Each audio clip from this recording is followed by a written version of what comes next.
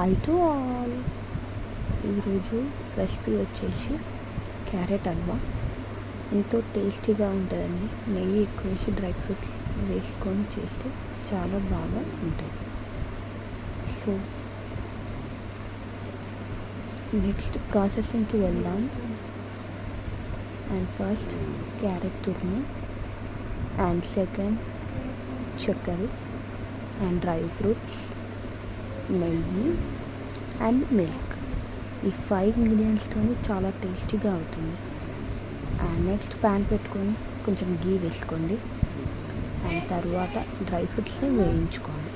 నా దగ్గర ఓన్లీ బాదామే అవైలబుల్గా ఉంది, సో ఇంట్లో ఉన్న దాంట్లోనే చేస్తున్నాను.